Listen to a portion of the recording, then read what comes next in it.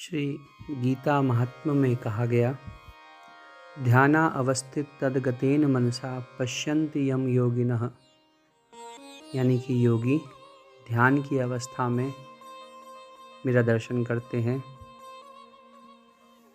तो ऐसे योगी जो अपनी इंद्रियों का निग्रह करके भगवान को परमात्मा स्वरूप में देखते हैं, उन योगियों से भी श्रेष्ठ श्री गोविंद अपने भक्त को कहते हैं कि मेरा ऐसा भक्त कर्मी, ज्ञानी और योगियों से भी श्रेष्ठ है, क्योंकि वह सबको सुलभ सर्वत्र व्याप्त भक्ति का ही अनुसंधान करके भक्ति पूर्वक निष्काम भाव से मेरे प्रेम के वशीभूत होकर मेरी सेवा में संलग्न रहता है।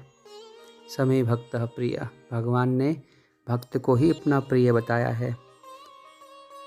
तो कार्तिक में जो भक्ति पूर्वक भगवान की प्रसन्नता के लिए कि इससे मेरे गोविंद को प्रसन्नता होती है, ऐसा भाव रख के जो तुलसी दल से पूजन करता है, उसे भगवत धाम निश्चित प्राप्त होता है।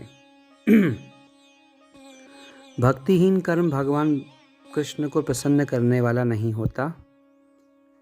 तुलसी महात्म्य में कहा गया कि यदि कोई भक्त आधे तुलसी के पत्ते से, यदि आधा ना हो तो आधे के भी आधे से प्रतिदिन पूर्वक भगवान की पूजा करता है, तो भगवान उसके प्रेम भक्ति के वशीभूत होकर स्वयं आकर दर्शन देते हैं। इससे संबंधित एक कथा, एक इतिहास ये कहा गया। पूर्व काल में दो ब्राह्मण थे और वह ब्राह्मण किसी तीर्थ पे गए। उन दोनों ब्राह्मणों का नाम था हरिमेधा और सुमेधा। यह प्राचीन कश्मीर देश, जो आज हमारा कश्मीर है, वह भारत का ही अंग है और इतिहास और पुराणों में इनका इस क्षेत्र का वर्णन है।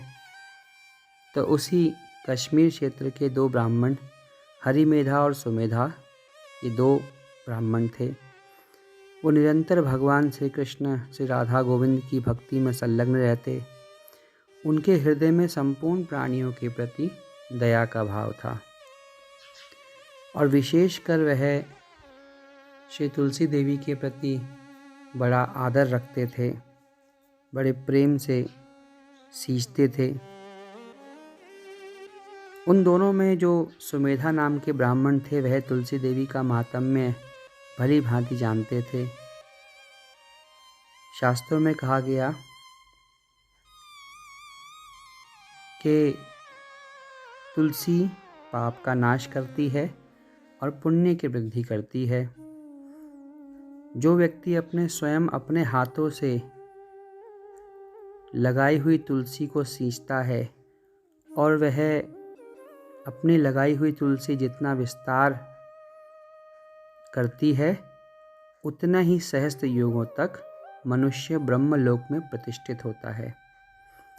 यदि कोई तुलसी संयुक्त जल में स्नान करता है, तो वह सब पापों से मुक्त होकर भगवान विष्णु के लोकों का आनंद अनुभव करता है। तुलसी संयुक्त जल में स्नान का तात्पर्य भगवान की सेवा के उपरांत विसर्जनीय में जो तुलसी छोड़ दी जाती है और उसमें जो जल होता है, तो तुलसी के स्पर्श से वह जल पवित्र हो गया। ऐसे जल को हमें लेकर स्नान करना चाहिए। विशेष बात पालनीय यह है कि स्नान से पहले उसमें से तुलसी पत्र, तुलसी काष्ठ, मंजरी इत्यादि को निकाल लेना चाहिए, छान लेना चाहिए, क्योंकि वह हमारे पैरों में ना आए स्नान करते समय। तो ऐसे जल से स्नान का यहाँ महात्म्य कहा गया है। और जो तुलसी पत्र, मंजरी, काष्ठ इत्यादि है, उसे हमें ग्रहण कर लेना चाहिए। वह भगवान का उच्चिष्ट प्रसाद रूप में ग्रहण करना चाहिए।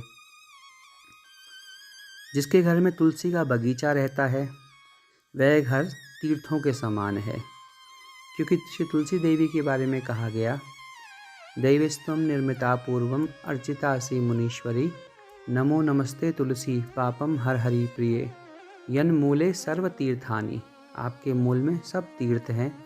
यन मध्य सर्वदेवता, आपके मध्य में संपूर्ण 33 कोटि देवता हैं।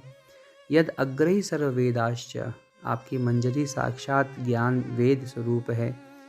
तुलसी त्वाम नमाम्यहम्, ऐसी तुलसी को हम नमस्कार करते हैं। तो जिनके घर में तुलसी का बगीचा है वह तो साक्षात तीर्थ है, वहाँ यमराज के दूत नहीं जाते।